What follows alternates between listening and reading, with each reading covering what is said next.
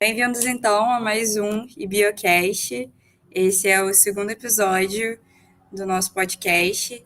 Eu sou Letícia Negreiros, sou aluna do IBIO, né? Sou estudante em bacharelado em Ciências Biológicas e bolsista da Pradig, em conjunto com o IBIO. E hoje vamos apresentar o Gabriel Silvestre Rocha, que é ex-aluno do bacharelado em Ciências Ambientais e formado, né, em 2021. Então, oi, Gabriel, Oi, tudo bem? tudo sim? Pode se apresentar um pouco, falar um pouco, né, resumido aí da sua história, como que foi tudo? Bom, eu entrei no curso de Ciências Ambientais em 2016, pela segunda chamada do Enem, lá, aquela do segundo semestre, né? Para mim foi tudo muito diferente, assim, porque eu era do interior de São Paulo e eu fui pro Rio para fazer a graduação, então foi uma mudança de realidade, assim, muito, muito doida. Mas desde o começo, assim, eu fui me enfiando nos projetos da Unirio, foi bem aproveitado, assim, a minha graduação, eu gostei bastante. E era muito gostoso também estar ali no IBIO, que é um campus muito bonito, com uma vista muito bonita, era tudo muito novo, assim, para mim, diferente. Então, eu estudar num campus que tinha ali o Pão de Açúcar, para mim era incrível também. E aí, depois que você concluiu, né, aí você Isso. fez mestrado, né? Depois que eu saí da graduação, eu já fui direto pro mestrado, eu tive até que defender a minha monografia um pouquinho rápido, assim, para Caraca. conseguir entrar, e eu fui direto pro mestrado e eu vim de volta pro interior de São Paulo daí. E aí eu tô agora, finalizei, depositei a minha dissertação, falta eu defender ainda, mas e já consegui também uma vaga de doutorado que quase no mesmo esquema, assim, da minha graduação, na correria, Já mas... foi um atrás do outro. É, e o doutorado agora eu vou para a Holanda, são os 4 anos do doutorado lá, numa das melhores universidades de ecologia e ciências agrárias do mundo. Cara, que incrível. Muito incrível. Inclusive, a gente tem perguntas sobre isso, né? Porque é uma coisa assim que a gente vê que parece ser longe, né? Mas não é uma coisa impossível, né? Sim, sim. E aqui Ai, no Brasil, assim, a gente tem uma ciência muito boa, sabe? Às vezes a gente não reconhece isso, mas quando a gente começa a aplicar para essas vagas de fora, a gente ouve muito isso, que nosso currículo é bem competitivo e tal. sim, é bem completo, já ouvi falar nisso também. Mas, da mesma forma, tendo essa oportunidade é uma coisa incrível de qualquer forma, né? Principalmente para sua área. Sim. Como é que foi a sua experiência durante a graduação, né? Houve algum momento que te despertou esse interesse, né, pela biologia molecular e a parte, né, de microbiota do solo? Como que funcionou essa sua trajetória aí, né, mais a fundo? Tá, assim, da biologia eu sempre gostei, era uma das únicas coisas que eu gostava no colégio, assim, também. Aí, quando eu entrei em ciências ambientais, eu gostei muito porque o curso, ele era bem completo, assim, abordava muitas coisas diferentes. E no primeiro semestre eu tive aula com a professora Camila, e ela tem um projeto também do jardim evolutivo, do jardim guiado, que ela tem de extensão, né? Aí eu participei da visita e eu fiquei, assim, muito, muito encantado, assim, muito feliz com o projeto. Aí eu conversei com ela e logo no comecinho, tipo, acho que no meu segundo semestre, eu entrei pro laboratório dela como aluno de extensão. E lá ela trabalhava com biologia molecular é o laboratório de biologia molecular de plantas e fungos, e eu não tinha nenhum conhecimento, assim, a gente em ciências ambientais não tem nenhuma disciplina na grade que seja de é, ecologia microbiana ou qualquer coisa assim de biologia molecular também. Então, eu fui ali assim de lado assim ali no laboratório pela extensão, aí apareceu uma bolsa de C e aí eu peguei a bolsa de C com a Camila. E aí a Camila foi me ensinando assim, pegou na minha mão e foi me criando mesmo na ciência. É uma coisa maravilhosa quando alguém, assim, né, de um laboratório te pega na mão e fala, vamos. É a Sim. melhor coisa que existe. Também fiz IC e é incrível. Esse foi o seu único projeto de pesquisa ou você teve experiência em outros laboratórios? Ou com a Camila foi sua única experiência? Eu fiz 3 anos de iniciação científica com a Camila. Foram 3 projetos. O primeiro foi com identificação, de um fungo em parceria com a Universidade de Brasília, e depois eu comecei a trabalhar mais em contato com o pessoal da Embrapa de Seropédica também, que a Camila tinha uma relação bem de perto, assim, com eles. Eu fui também, monitor de Fundamentos da Ciência do Solo, do professor Fábio, e participei da extensão. Então, assim, eu vivi a graduação meio que em todas as partes, na pesquisa, Nossa, ensino e é ótimo. extensão. E você tinha assim, né? Você então foi meio que se guiando desde o segundo período, mas além do TCC, né, que já é uma grande preocupação, mas durante a sua graduação você teve assim uma grande preocupação e logo quando você terminou, tipo, quais foram suas maiores preocupações, seus maiores problemas, né, vamos dizer assim. Eu sempre fui meio atraído assim pela pesquisa, porque a minha tia, ela fez ciências sociais, é uma área totalmente diferente, mas ela seguiu carreira acadêmica. Então eu sempre achei muito legal ela falando das pesquisas dela, tal, assim, e eu sempre quis alguma coisa assim para mim também. Então a minha preocupação era essa, eu tentar me achar nisso, nessa área de pesquisa, o que que eu queria, com o que eu queria trabalhar. Eu tinha uma ideia totalmente diferente quando eu entrei no curso. E depois eu fui meio que indo para essa área da microbiologia do solo e eu fui gostando muito, desde das primeiras aulas do Fábio, assim. Eu gostei tanto que eu fiz até a disciplina do Fábio 2 vezes, que era de fundamentos da Caraca, ciência do solo. Brincadeira, eu reprovei na primeira vez. justo. Mas, É melhor falar que quis fazer duas vezes. sim.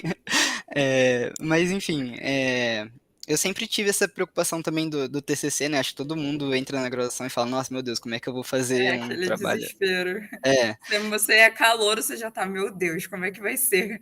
exatamente. Então eu tinha também isso, e aí, conforme eu fui fazendo isso, eu fui ficando mais tranquilo, porque eu sabia que eu tinha algum material, alguma coisa assim para já apresentar no final da graduação, sabe? Então a IC foi, tipo, a minha maior preocupação foi arrumar alguma coisa para eu fazer para conseguir me sair melhor ali no finalzinho.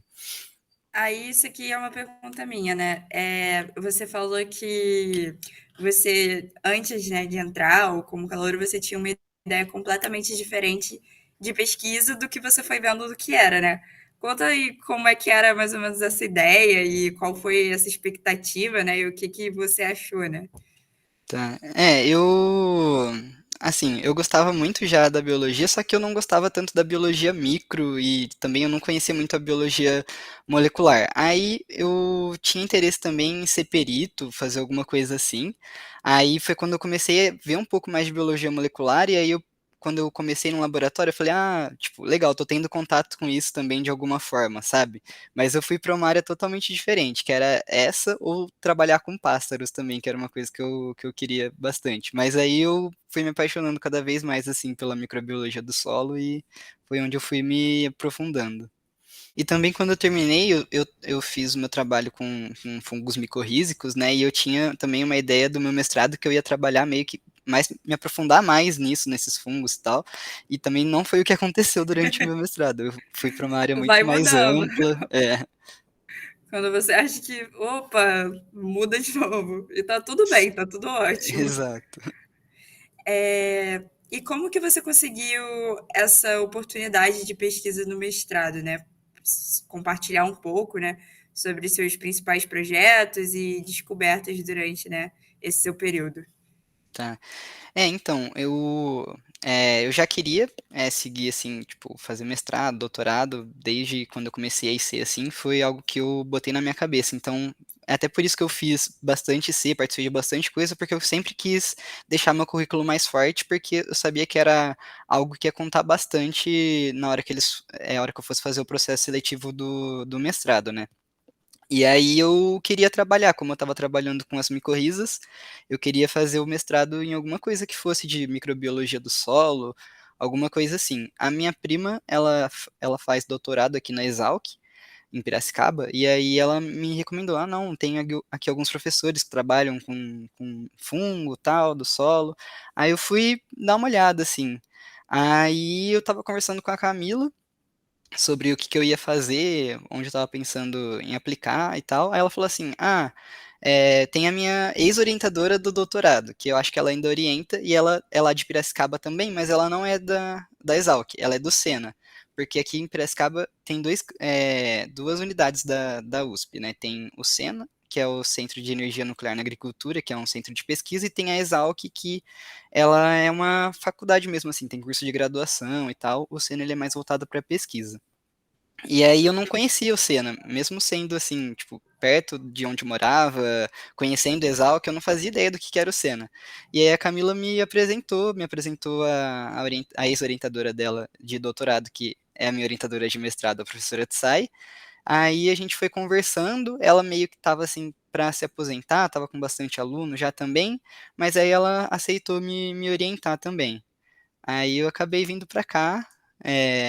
Aí nisso, assim, ela tem muitas ideias, ela é uma pessoa assim diferente mesmo, ela, ela assim, é o top 100 mulheres da pesquisa voltada para a ciência do solo, então ela é muito boa.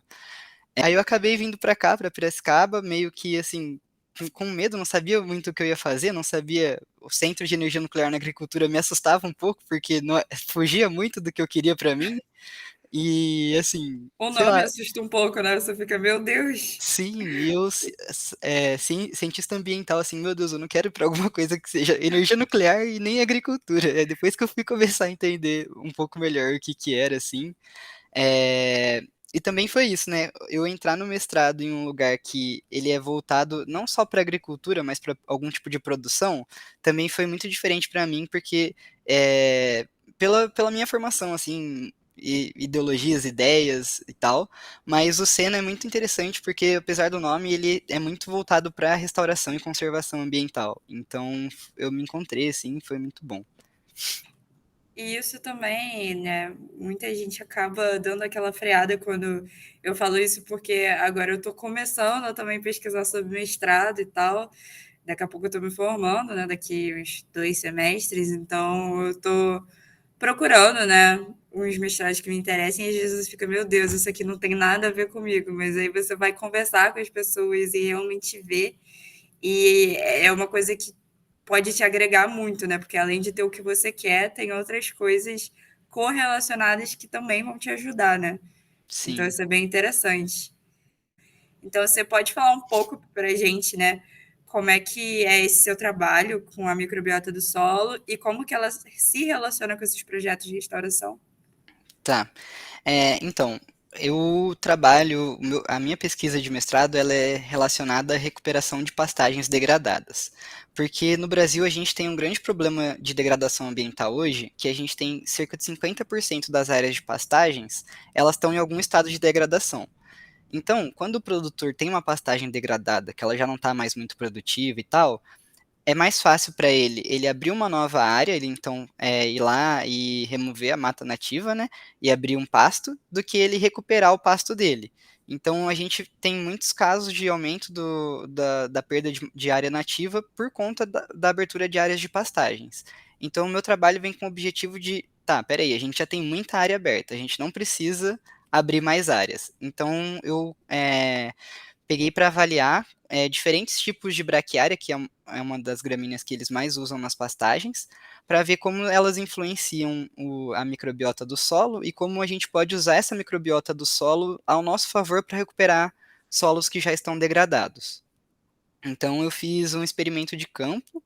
é, o experimento ele já estava instalado assim, tinha uns 3 anos. Eu fiz algumas coletas assim, e a gente está avaliando como o melhoramento genético das braquiárias ela afeta a microbiota.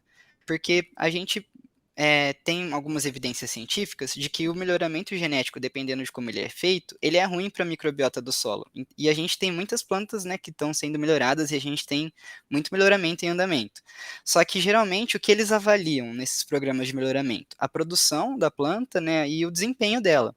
Eles não vão avaliar a interação dessa planta com Acaba outros ignorando essa fatores. parte. Exato. E a gente sabe que as plantas elas são muito dependentes dos micro-organismos do solo. Eles fazem fixação de nitrogênio, fazem solubilização, mineralização de fósforo, atuam em diversos ciclos biogeoquímicos. Literalmente elas dependem disso, né, para justamente ter esse funcionamento que eles querem melhorar, né? Exato, então a natureza ela já faz muito disso de enriquecer nutricionalmente ou ciclar nutrientes, então você não precisa muitas vezes colocar mais nutriente ali naquele solo, você precisa enriquecer ele biologicamente, aumentar a saúde desse solo.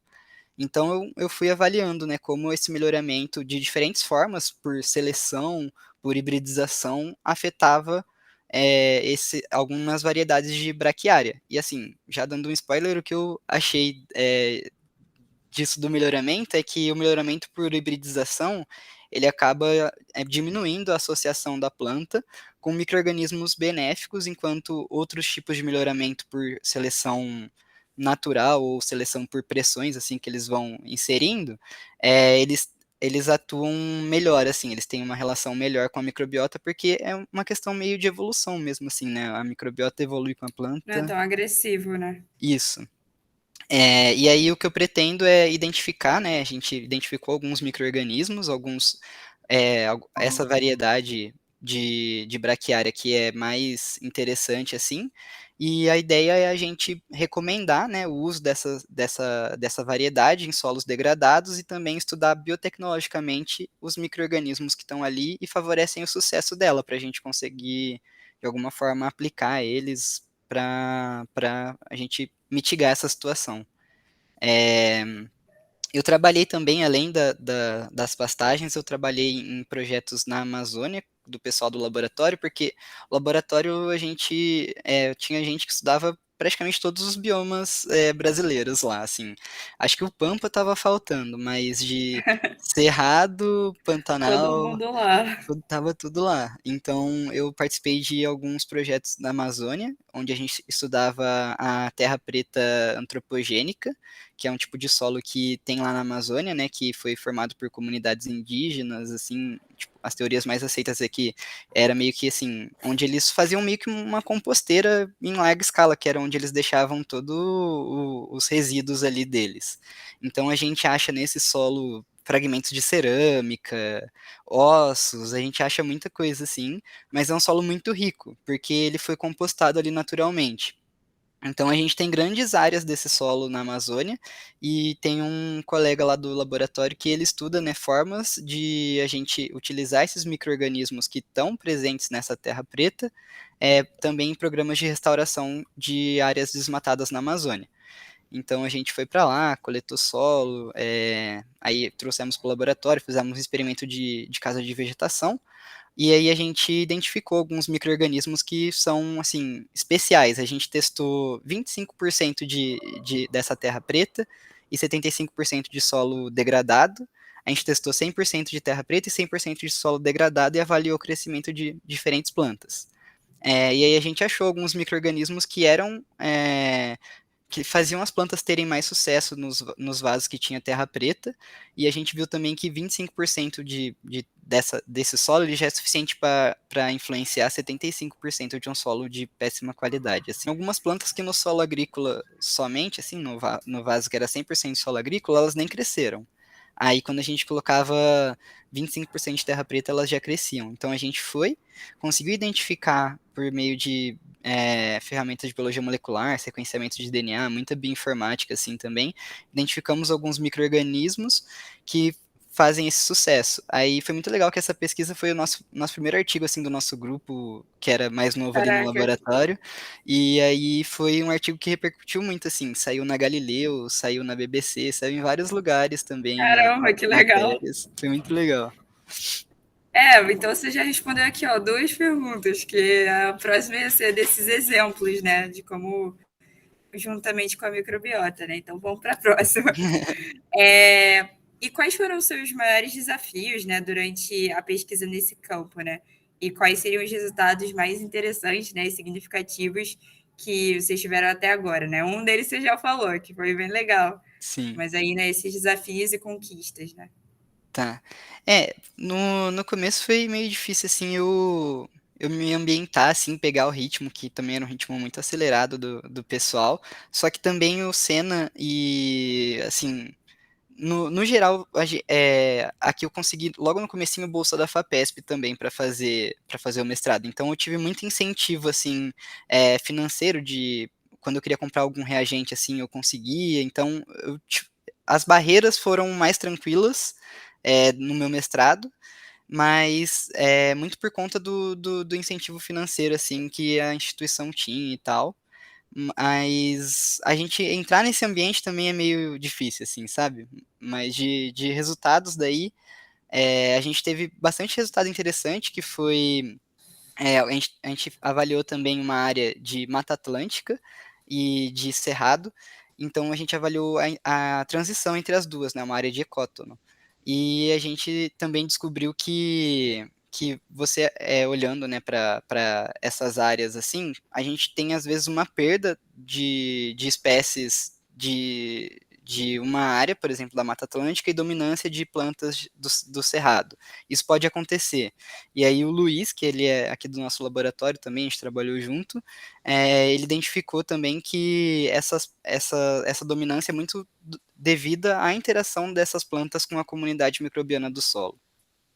E durante também a minha pesquisa de mestrado, eu identifiquei algumas possíveis espécies novas de bactéria que podem estar associadas à ciclagem de fósforo, que é uma coisa que eu estou trabalhando agora para eu já depositei, mas é uma coisinha extra que eu estou fazendo do meu mestrado, que foi tentar identificar essas espécies, e estou no processo de escrita, assim, e confirmação, mas foram alguns resultados mais interessantes. E muito do que eu vi, assim, no meu mestrado eram coisas que eu meio que já tinha uma ideia na graduação, de, tipo, é, a gente ter um ambiente diverso é uma coisa muito benéfica.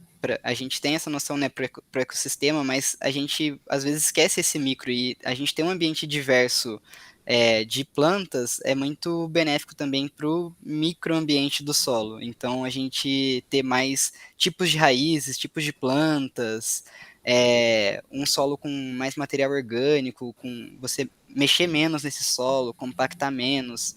Então, tudo que a gente acaba meio que fazendo na agricultura hoje, a gente acaba prejudicando muito isso da saúde do solo. Então, essa foi Muitas assim, vezes a gente só pensa no resultado agrícola e no macro e acaba isso, deixando de lado totalmente o que faz a planta, né, conseguir se desenvolver, que é o solo, que eu exato. acho que é o principal ponto, né?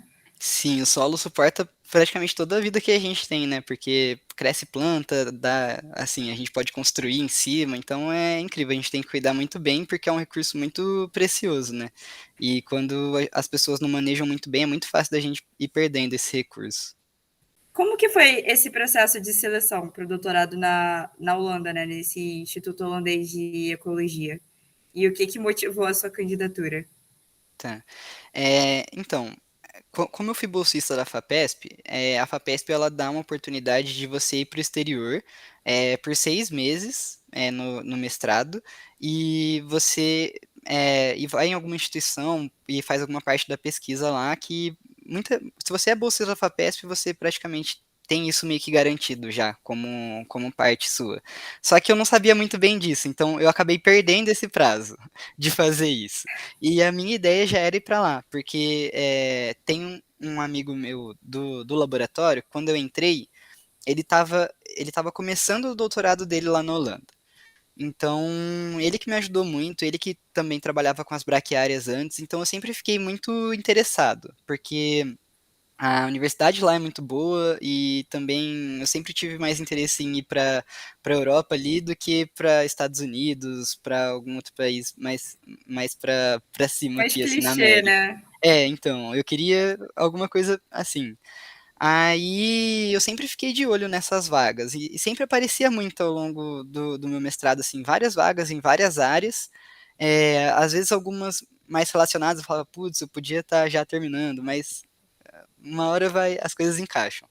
Então eu sempre fui olhando, eu olhava também de outras instituições americanas também, na Alemanha, é, no Japão também, a professora Tsai também, ela tem uma parceria com um pessoal de lá do Japão, então a gente tinha muitas oportunidades assim que a gente via abrindo.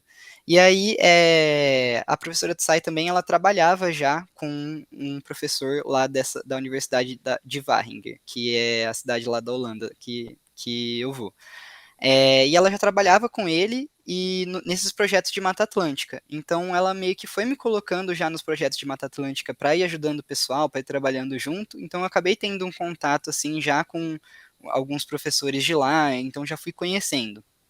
E ela também já tinha uma relação com alguns professores de lá que era de um tempo atrás também. Então, assim, ela.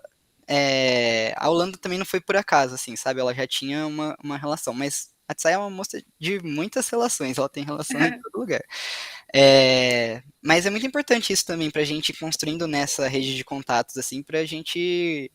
Principalmente se você quer fazer mestrado, doutorado, você tem que conhecer o pessoal, porque é muito difícil você vir assim do nada e começar em algum lugar, sabe? Então, ir se enfiando em algum curso, às vezes você vê um curso em uma instituição do exterior que você fala, nossa, queria fazer alguma coisa aqui, você faz o curso porque isso entra pro seu currículo lá e tal. Mas enfim, o processo seletivo, eles pediam para enviar o currículo e uma carta de motivação e uma carta de recomendação. Então, a Tsai, ela fez a minha carta de recomendação, Eu eu fiz a minha sou carta. bem terrorzinho. É, É bem complicadinho, por sinal. aí eu fiz a minha carta de motivação, assim, tipo, demonstrando mesmo meu interesse na vaga, porque eu queria trabalhar com aquilo. Fiz assim bem bonitinho para chamar bastante atenção. Aí coloquei lá, fiz o meu currículo e isso é uma coisa que eu sempre fiz desde da graduação, né? Eu sempre fui me enfiando em vários projetos e no mestrado também. Eu fiz muita parceria, assim, trabalhei com muita gente. Então isso é muito bom porque você acaba, se você trabalha em conjunto, você fica com um currículo mais cheio, mas você também enriquece o currículo das outras pessoas. Então todo mundo vai meio que crescendo junto. Então foi isso que a gente fez no laboratório. Todo mundo assim sempre se ajudou, trabalhou sempre muito muito junto. E aí eram 3 vagas para um projeto. Eu e mais um aluno lá do laboratório, a gente se inscreveu. Eu me inscrevi para a vaga de ecologia microbiana e ele se inscreveu para a vaga de ecologia terrestre. Aí a gente fez esse processo seletivo e aí eu não passei nesse primeiro processo seletivo. Fiz, né, a entrevista, tudo. Eles fizeram 2 entrevistas também comigo. Uma entrevista foi para me conhecer. Era em inglês também, o que era mais tranquilo, porque se fosse em holandês eu não conseguiria. Nossa! Mas aí eles queriam só me conhecer, assim, fazer meio que uma arguição assim do meu currículo. E aí depois eu tive uma outra entrevista que eu tinha que apresentar, fazer uma apresentação assim de slides mesmo, como eu poderia contribuir com o projeto deles, que eles já tinham meio que um projeto pronto. Então eu tive que meio que fazer um projeto assim e apresentar para eles como eu poderia contribuir. Aí na minha vaga tinham, eu acho que 18 pessoas concorrendo, e eu fiquei em segundo, não consegui, que era uma vaga só, né, nessa área. Aí eu fui para um evento que teve apresentar o trabalho do meu mestrado em Dublin. E aí lá eu conheci o professor que me entrevistou e tal, porque eu não conhecia ele pessoalmente. Aí lá ele me falou, ó, você não passou, tal, mas eu gostei muito do seu perfil, gostei muito do seu currículo, e tem uma outra vaga que vai abrir agora. Eu queria muito que você se inscrevesse nessa outra vaga também. Aí foi isso, abriu essa outra vaga, eu me inscrevi já assim, nos primeiros dias, e aí eu também fiz a mesma coisa, mandei currículo, carta de motivação, aí participei das entrevistas, passei pelas entrevistas, e aí dessa vez eu passei. Aí, assim, mas também eu já tava, depois da primeira, eu já meio que perdi, assim, um pouco da esperança, sabe? Quando eu fiz a primeira e aí fui recusado, eu falei, tá, acho que eu fui tentar dar um passo maior do que a perna. Mas aí depois eu tentei de novo, meio que assim, também receoso, assim, com medo de ser recusado de novo, mas eu fui. Aí deu certo. Pô, que bom. E essas coisas de você. Porque realmente aqui na Unirio e em outras universidades eu tenho amigos. É, parece às vezes uma coisa muito. Exatamente isso que você falou: dar um passo maior do que a perna e você ficar. Meu Deus, que a gente, além de ter muita síndrome de vira-lata, a gente fica nessa de tipo: caramba, eu tô concorrendo com tantas pessoas que. Pô, tô concorrendo com um americano, ele deve ter um currículo melhor que o meu. A gente sempre fica nessa, né? Sim, E vou aqui fazer de novo, vou me recusar de novo, mas como você disse, né, acaba que o brasileiro, tipo, a gente tem um currículo muito completo, né? Então, isso já ajuda, mas é bom, né, também você tá contando isso pra gente, tá explicando, porque muita gente não sabe nem por onde começar, como fazer. Mas outra pergunta aí minha, como é que foi esse evento que, né, que você foi em Dublin, né? Tipo, como que isso aconteceu, que você teve esse contato com esse professor? Tá. Eu fui. Abriu, né, esse evento que era a reunião global de biodiversidade do solo. Então era um evento que ia reunir muita gente, assim, tava vindo as palestras, a lista de palestras, assim, era muita gente que eu via o nome e falava, caraca, eu já li uns 5 artigos dessa pessoa. Então eu fui lendo e fui assim, nossa, eu queria ir. Aí eu conversei com a minha orientadora, aí ela falou que a gente conseguiria talvez pedir algum recurso para a USP para ir e tal, se tivesse tudo certinho. E aí mandei o meu resumo pro evento, me inscrevi e tudo, e aí veio a aprovação do resumo. Aí, quando aprovei o resumo, eu tinha já meio que o primeiro artigo da minha dissertação pronto também, e aí eu mandei, fiz esse pedido de verba. E aí eu consegui essa verba para ir, a gente foi, e foi assim, foi também uma experiência muito legal, porque eu nunca tinha saído do país, foi a primeira vez. E eu também nunca tinha precisado falar inglês para valer, assim. Eu, no mestrado, eu leio muito inglês, escrevo muito inglês, mas eu nunca Mas é tinha. totalmente diferente, ainda mais Exato. para muita gente, né? Sim, e quando você chega lá, você não tem outra opção, né? Ou você fala, porque Ou aqui, vai ou vai. quando você faz algum curso, ou quando você está conversando com alguém aqui, às vezes tem alguém para você perguntar, né? Tipo, não sei falar isso, como é que eu vou falar isso? Mas lá, assim, não tinha muita opção. Aí eu fui com o Atsai também e com o Luiz, que foi esse outro amigo meu que fez o trabalho lá da Mata Atlântica, e também é quem tá na Holanda e passou naquela primeira vaga que eu falei que eu não passei, ele passou na de ecologia terrestre. Caraca. É. E aí eu fui pro evento, apresentei meu pôster lá também, e aí foi aí que eu também me dei conta disso, de tipo, eu fui como aluno de mestrado assim, meio com medo assim, porque nunca tive uma experiência em um evento internacional e tava ali com a minha pesquisa ainda nem tava tão finalizada assim, igual tá hoje. Então eu tava meio com o pé atrás assim de tipo as pessoas irem lá olhar e às vezes eu tá falando alguma bobagem, eu tinha um pouco disso na minha cabeça também.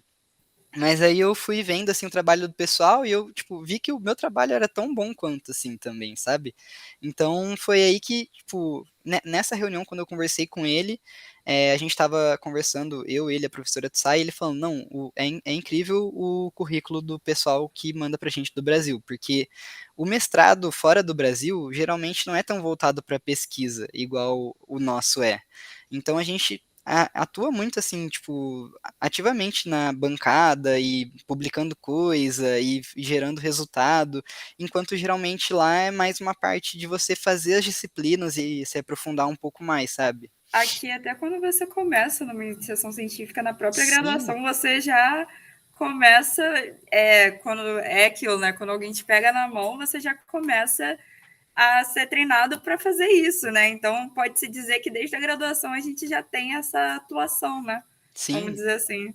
E Então, realmente. muitos dos meus amigos aí da Unirio mesmo, eles já tinham artigo publicado na graduação e, tipo, isso é muito incrível, assim, sabe? Porque às vezes a gente não dá o devido valor para isso, mas isso pesa bastante quando vão estar te avaliando. O meu primeiro artigo, isso era uma preocupação que eu tinha também quando eu fui entrar no mestrado, porque eu não tinha publicado nada ainda.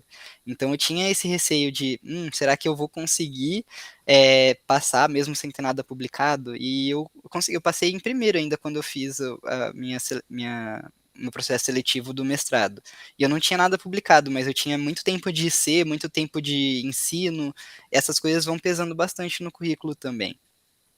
E, enfim, aí ele falou isso, que a gente tinha muita coisa de pesquisa no nosso currículo e que isso atraía bastante, tipo, isso no geral, para as pessoas brasileiras que aplicam para as vagas lá.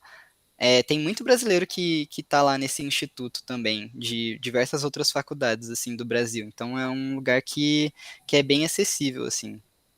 Pô, que incrível.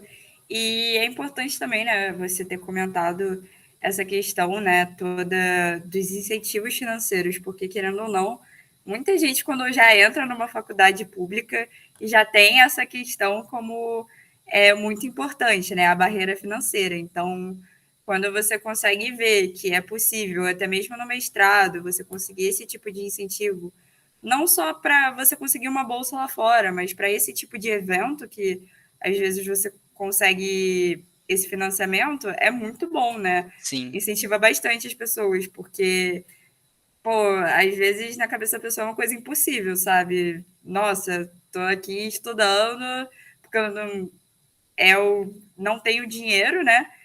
Para, sei lá, pagar uma faculdade particular, ou enfim, ou era estudar na pública, ou era estudar na pública. Então, sei lá, imagina sair do país, né? Fica uma coisa, às vezes, muito utópica na cabeça sim. das pessoas. É, e pra mim foi muito isso mesmo, porque eu sempre fiz escola pública desde de criancinha, ensino médio, tudo fiz em escola pública, e aí eu entrei na universidade pública também, assim, então, tipo, era algo que eu queria, assim, que eu tinha, e que eu sabia que também era uma chance de eu mudar, assim, também, a minha realidade, sabe? Porque eu vi que isso teve eu sempre me inspirei muito na minha tia, porque eu sempre vi ela foi já para a China, ela foi viajou vários lugares apresentando trabalho, fazendo pesquisa e tal. E eu falava, cara, isso aqui é realmente uma coisa que dá para fazer, sabe? E quando eu passei para Uniril, isso é uma coisa muito doida que eu não comentei no começo, mas eu tinha acabado de passar num concurso público na minha cidade, no interior, e para uma posição lá. Então, quando eu passei na Unirio e eu estava trabalhando e eu falei, vou pedir exoneração para ir fazer faculdade de ciências ambientais no Rio de Janeiro, muita gente da minha família ficou tipo, cara, como assim? Você vai Por fazer que ciências, você vai fazer você vai isso? largar um cargo público para fazer ciências ambientais? E, tipo, foi a melhor decisão que eu já fiz, sabe? É, Às vezes a gente é aquilo, né? O caminho ele vai se arrumando de alguma forma e é muito importante é, essa trajetória que você está contando para gente, porque eu falo isso até mesmo por mim. Eu também tenho essa questão, né, financeira, né, muito parecida. Então, estudei também em colégio público, era aquilo, ou era faculdade pública, ou era faculdade pública. exato. E também tenho muito esse sonho de fazer um mestrado, doutorado, e é muito bom ouvir que dá sim para fazer as coisas e fazer muito bem, né? Sim. Então, é muito incrível. Passando para a próxima pergunta, qual é o foco, né, na sua pesquisa no doutorado, né, o seu projeto, como que ele pode, né, se relacionar com os seus estudos anteriores, né? Como que isso pode se relacionar? Tá. Ele até que conversa bastante, porque o meu projeto lá vai ser avaliar diferentes plantas de cobertura, e a braquiária é uma planta de cobertura, e como eles podem utilizar isso na Holanda, porque eles têm um problema muito grande. Lá a maior parte dos solos deles são arenosos. No Brasil a gente tem solos bons que suportam a agricultura. Lá os solos não são tão bons.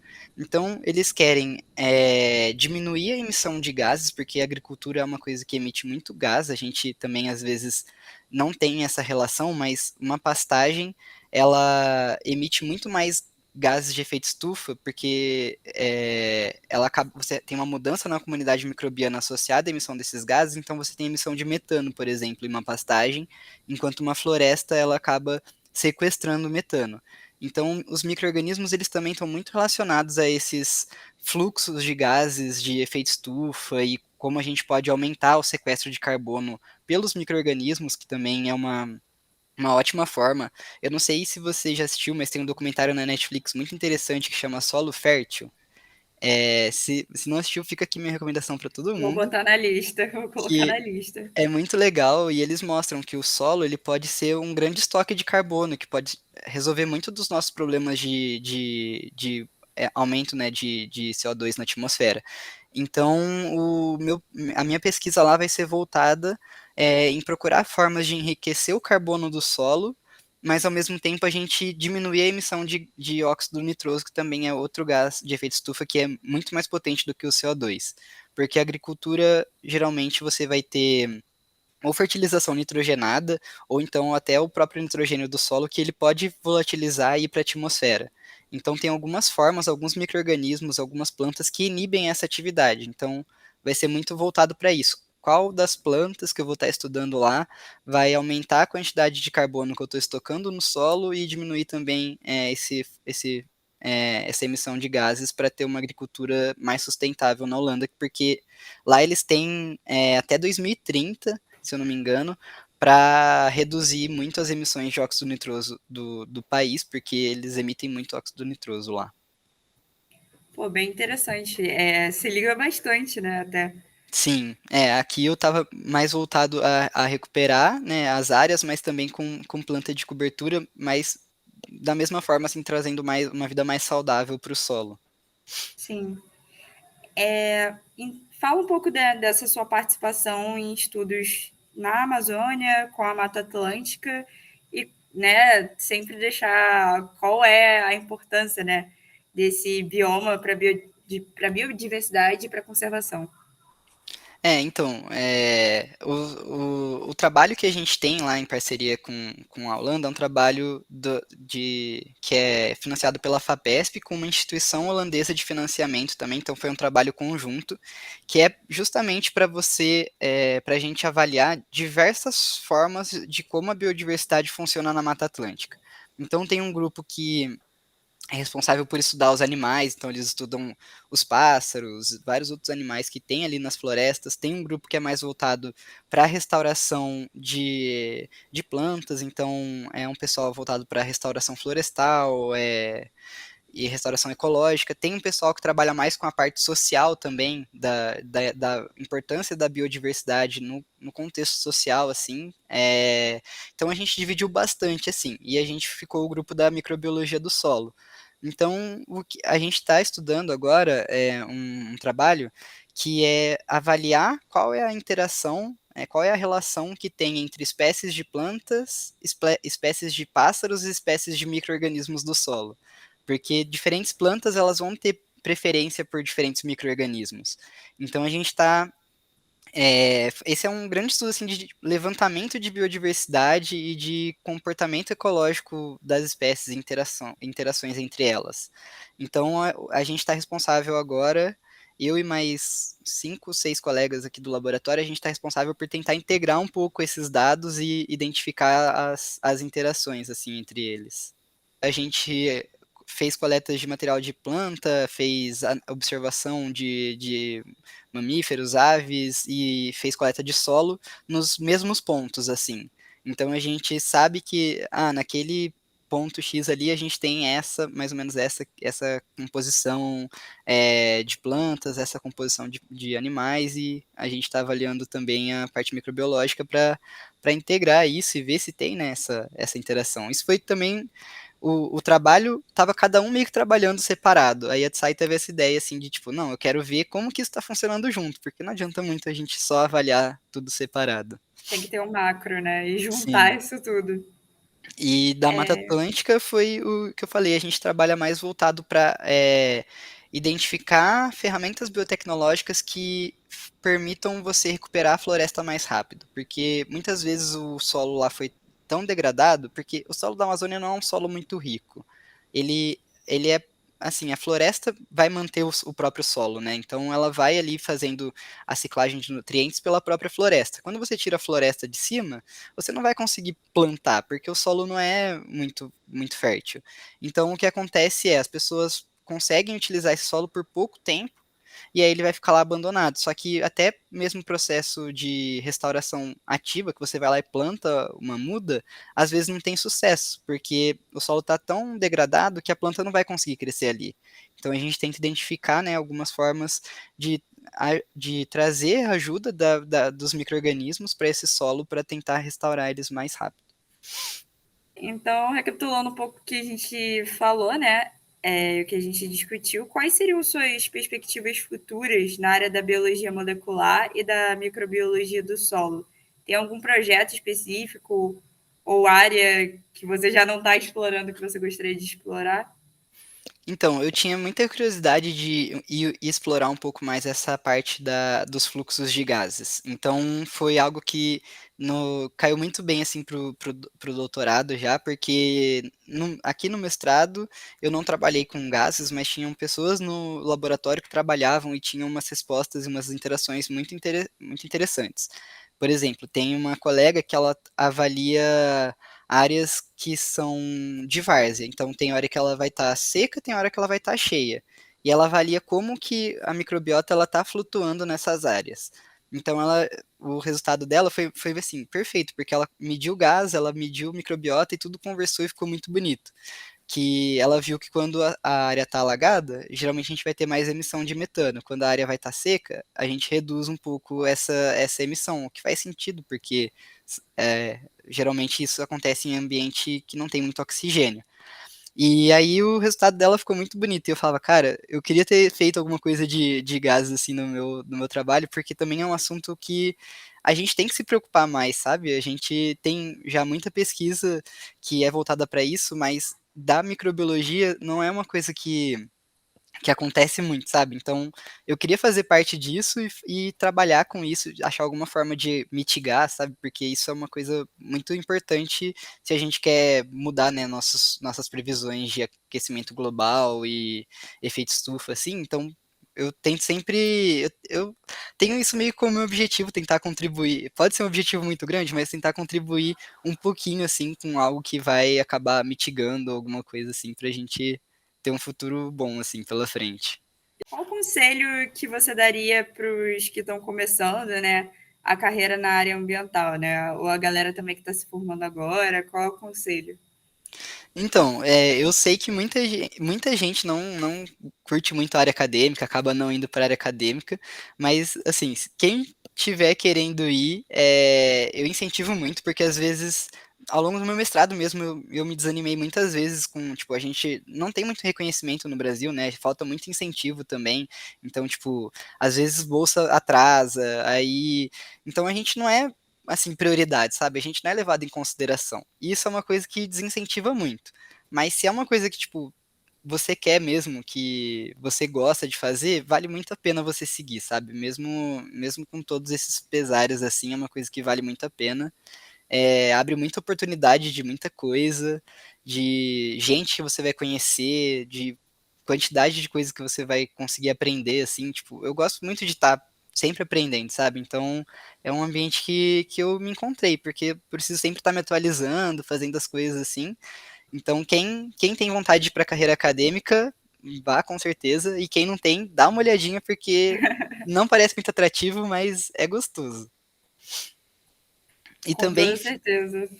e também tem que ficar de olho nos programas, porque sempre abre muita vaga. Por exemplo, aqui no Sena, é, a gente direto recebe e-mail assim, tá aberto o processo seletivo e tá sobrando 6 vagas de mestrado com bolsa. Então Caramba! é ficar esperto nessas oportunidades, porque às vezes tem a oportunidade e a gente que acaba não sabendo muito bem procurar, sabe? Isso eu sofri muito disso, que eu Nossa, acabei isso não é achando o muito Sena, sabe? complicado. É. Então Isso é é muito procurar bem. complicado. Eu vou abrir aqui antes, né, da última pergunta, eu vou abrir aquela parte das perguntas do Instagram. Então, Beleza. são 3 perguntas aqui e eu tenho uma perguntinha também. Tá. Eu acho que vou fazer a minha primeiro, que aí já consegue fechar com as outras.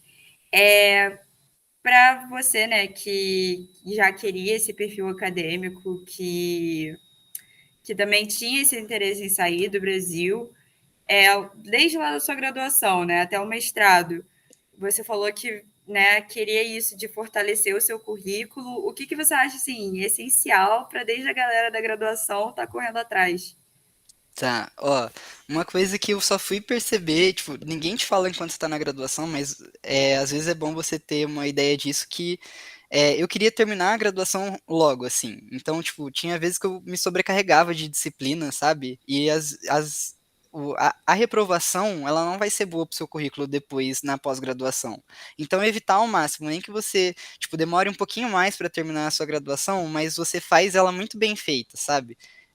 Sempre procurar também essas oportunidades, porque foi o que contou muito no meu currículo, foi resumo que eu fazia na JIC, então eu participei de todas as JICs enquanto eu era IC, eu sempre procurava algum evento que eu podia mandar um resumo, porque mesmo que você não está publicando um artigo, você tentar mostrar o seu resultado para as pessoas vai ser muito bom.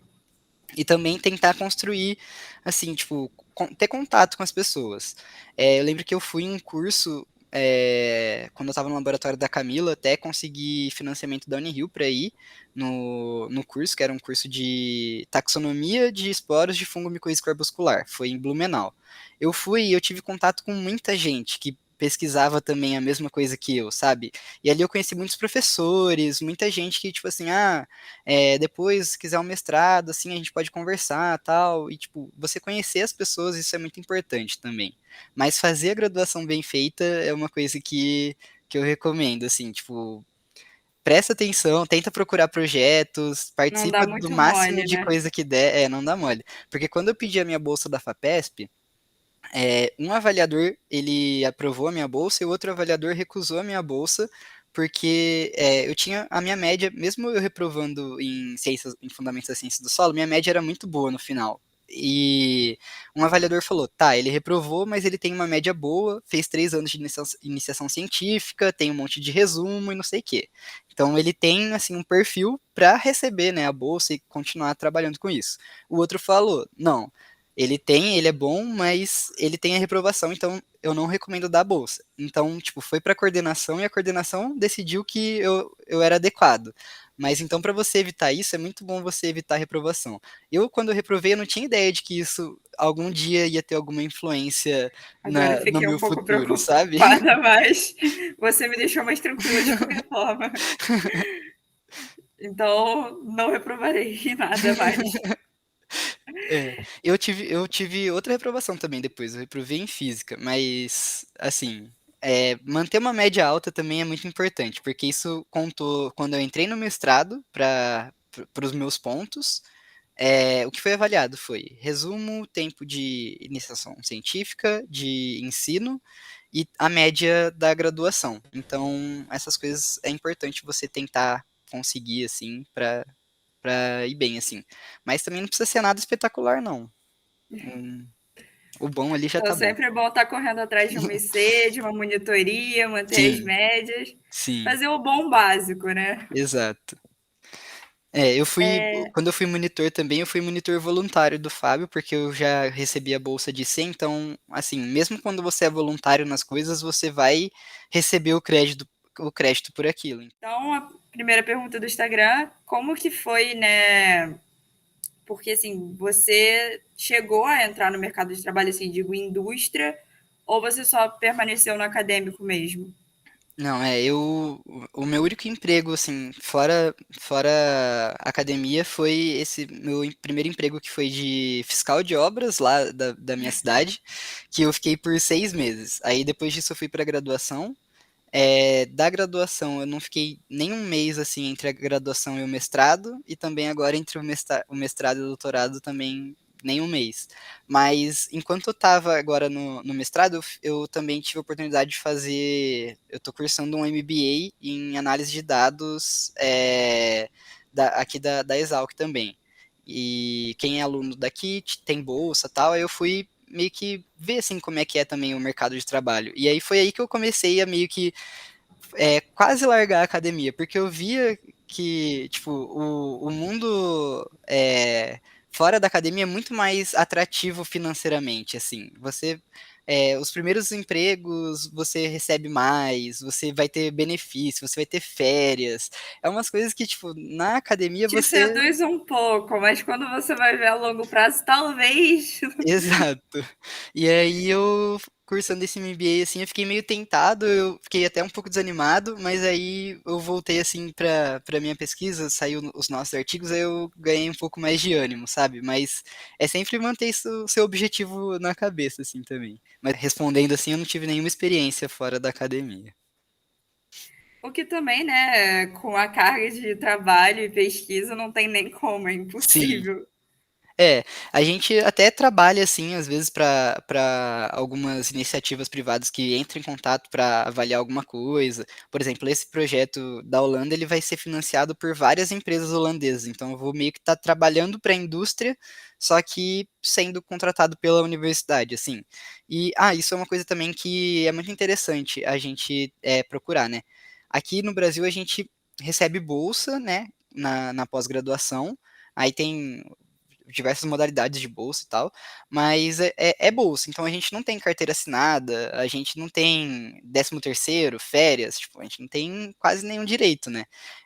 E lá na Holanda já é bem diferente. Quando eu fiz, eu não sabia disso. Aí quando ela foi ler o meu contrato, eu fiquei impressionado, porque lá eles já consideram como um salário, então não é uma bolsa. Você tem direito a férias, banco de hora, um monte de coisa assim. Então é Gente, muito eu vou pra diferente. Holanda. É uma realidade muito diferente. É a valorização, né? Isso que a gente não tem no Brasil, que precisa ser mais trabalhado, né? Exato. Porque, de fato, a pesquisa, ela é, assim, o desenvolvimento, o carro-chefe. E é um dos menos valorizados, então é bem complicado. Sim, sim. E eu tenho um pouco disso de, tipo, eu quero aplicar o que eu aprender lá aqui também. Não é uma coisa que, Sim, com tipo, eu vou certeza. estar trabalhando no projeto lá, mas eu já penso em como eu posso aplicar isso, tipo, com o que eu já tenho do meu mestrado aqui, o que eu posso melhorar dessas coisas. Tem o Luiz que está lá nesse outro projeto que ele está envolvido também. A professora Tsai já está começando um projeto parecido aqui, porque a gente conversou com ela, ela fez parceria com um professor de lá da Holanda, então a gente tenta trazer essas coisas para cá também, porque são importantes, sabe? Com toda certeza. É, e aí, né, vendo um pouco assim, né, já que você tem esse olhar, né, como já é um olhar um pouco mais acadêmico, eu imagino quais sejam suas respostas, mas quais são os prós e os contras entre, né, essa questão, né, das empresas privadas e públicas, né, no sentido acadêmico e o público, né, a gente já deu um spoiler aí, mas fale um pouco, né, sobre essa questão. Então, a carreira acadêmica, cara, ela é muito boa porque você mesmo você sendo sempre supervisionado por alguém enquanto você é estudante, você tem muita liberdade para você ter as suas ideias e pensar por você, sabe? Então, eu acho isso muito bom. Eu gosto muito disso, porque eu me considero uma pessoa muito criativa. Então, às vezes eu tenho uma ideia, eu quero ir testar, eu quero ir fazer, isso é uma liberdade que você tem na academia, sabe? É, enquanto, sei lá, enquanto eu tava pensando, quando eu terminasse o meu mestrado, tem uma empresa aqui que ela faz sequenciamento, análise de bioinformática e tal, que estavam precisando de alguém para fazer a bancada. E aí eu tava já vendo de mandar meu currículo e tal, antes de aparecer essa vaga lá na Holanda. E aí eu sempre ficava meio assim, tipo, tá, isso aqui eu gosto de fazer isso, só que eu não vou estar, tipo, gerando os meus resultados. Então, eu acho que isso é o que mais me atrai, sabe? Você vai estar meio que seguindo sempre aquela sequência repetitiva e não vai ter muito do que explorar, né? Muito desse ideal, né? De pensar e de desenvolver, né? Sim, sim. E tipo, tem gente que gosta, assim, tipo, prefiro pegar, fazer meu trabalho mecânico aqui e, tipo, tá de boa, mas eu gosto, tipo, não me imagino assim nessa situação, sabe? Sair da Porque caixinha, né? eu gosto muito de pesquisa, assim, disso, então eu acho que como eu já falei, né, tipo assim, de prós e contras de incentivo, mas também tem esse pró e contra, assim, tipo, pessoal mesmo, de Trabalho tipo, o que mesmo, você né? gosta, E também a gente tem, por exemplo, lá eu vou ter que trabalhar 40 horas semanais. E só que lá eu não posso trabalhar mais do que isso. Tipo, o laboratório ele fecha e eu não posso estar no laboratório.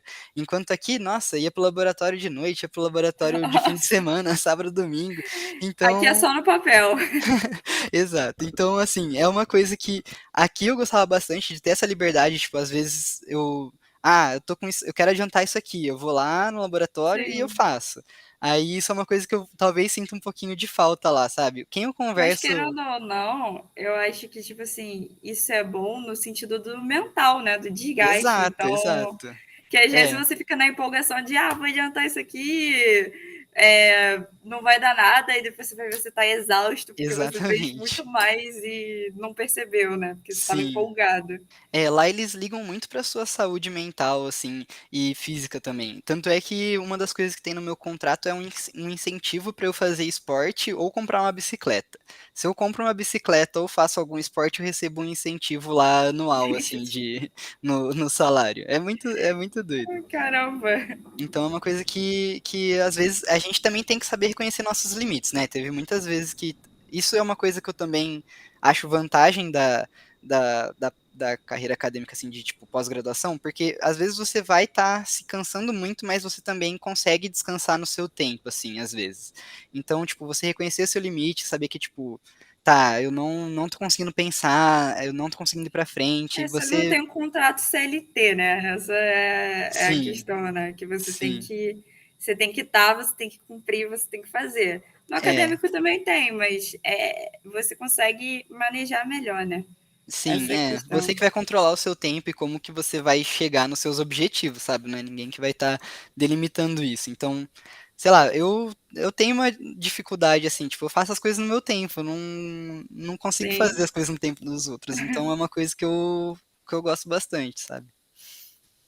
Então, eu queria agradecer muito a sua participação e seus insights, né? Tudo que você falou foi incrível. E eu queria saber se você tem alguma mensagem final que você gostaria de deixar para os nossos ouvintes interessados em cursar o bacharelado em ciências ambientais, que né, você pode dar aí de conselho.